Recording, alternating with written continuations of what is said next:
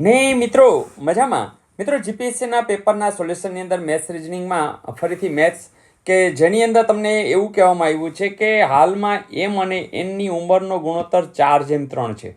હવે મિત્રો તમને ખબર છે કે ધારો કે આ એમ છે, આ ધારો કે એન છે અને 4:3 હોય ત્યારે મેં કીધું છે 4x અને 3x ધારી લેવાના.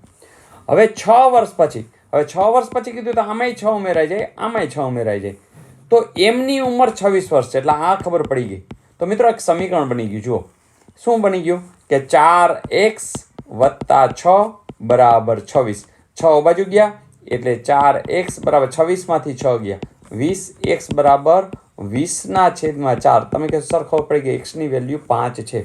હવે પ્રશ્ન જો n ની હાલની ઉંમર, તો તમે અત્યારે આ હાલની ઉંમર જ ધારી છે 4x અને 3x બરાબર. તો હાલની ઉંમર શું થશે 3x અને x એટલે કેટલા છે 5, એટલે 3 × 5. તો જવાબ શું આવશે 15 વર્ષ. એવું કંઈ આપ્યું છે? હા આપ્યું છે. તો બહુ સહેલા પ્રમાણમાં સમ હતા અને તમને આવડી પણ ગયા હશે. બીજું એક મિત્રો, આ 3 વસ્તુનો ગુસ્સા એકચ્યુઅલ જે રીત છે ને એ પ્રમાણે જોઈને તો જો તમે ક્રમમાં આ રીતે લઈ લ્યો 1266, પછી એનાથી 1461, પછી 1863. આમ જોઈએ ને તો આપણને સમજાય કે આપણે ખબર છે સરવાળો કરતા હતા 1 + 2 3, એટલે આ 6 છે ને આ 6 છે એટલે 3 વડે તો થાય જ.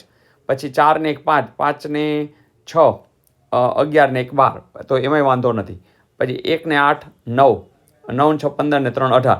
પણ મિત્રો અહીંયા 18 આવે છે, અહીંયા 12 આવે છે અને અહીંયા 15 આવે છે. તો 9 તો જાણે નહીં જ આવે બરાબર, 21 તો જાણે નહીં જ આવે. હવે આ એક છે ને થોડુંક વધારાનું આપી દીધું છે એટલે આપણે ચેકિંગ કરવું પડે. અને 3 માટેની રીત જો કદાચ તમે અગાઉ આ સમજોયું હોય તો તમારે શું કરવાનું, પહેલાં આ બેનું જ આપણે વિચારીએ.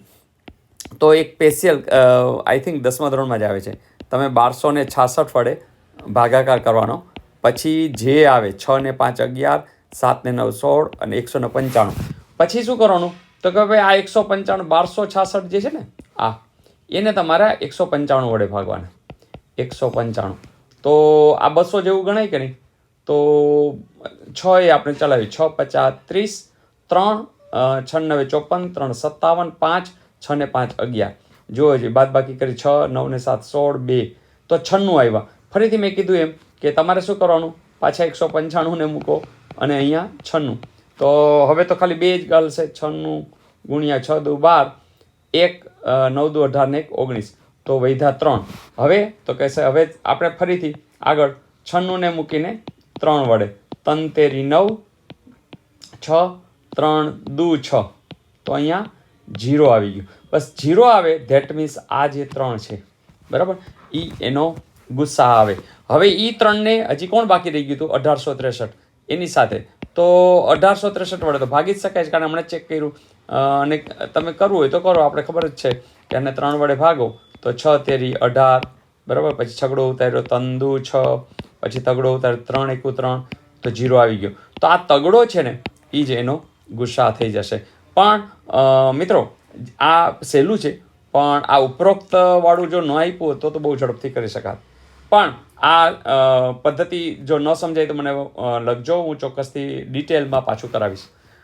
બીજી આ પણ સરસ છે. 2 મિત્રો છે પી અને ક્યુ, 18 દિવસમાં એક કામ કરવા માટે રોકવામાં આવે છે. એટલે બંને જણાને પી એ ક્યુ કરતાં બમણો કાર્યક્ષમ હોય તો ક્યુ એકલો. મિત્રો આવા દાખલામાં તો બહુ મસ્ત, જો પી છે ક્યુ છે, પી છે ને એ ક્યુ કરતાં બમણું કામ, એટલે એક દિવસમાં ધારો કે એક કામ ક્યુ કરતો હોય તો આ એક જ દિવસમાં 2 કામ કરી લે. સમજાણી વાત? હવે આ 2 હારે કરે છે અને 18 દિવસ લાગે છે. તમને સમજાણી વાત? તો એક દીમાં તો કેટલા કામ થાય, તો 2 ને 1 3 કામ થાય. એટલે કે 18 તેરીને 54 જેટલા કામ એ 18 દિવસમાં કરી લેતા હશે, કારણ કે રોજ 3 કામ થાય છે. હવે મિત્રો આ એકલો જ કરતો હોય તો એની કેપેસિટી તો એકની જ છે. એનો અર્થ કે 54 દિવસ સુધી એને કામ કરવું એવું કંઈ છે? તમે કહેશો હા સર આ રહ્યું 54 દિવસ. તો મિત્રો ઘણી વખત ખાલી એમ વસ્તુ લોજિકથી પણ તમે આ ગણિતના દાખલા ગણી શકો છો. મજા આવી? તમારી કોમેન્ટની રાહ સાથે. આવજો.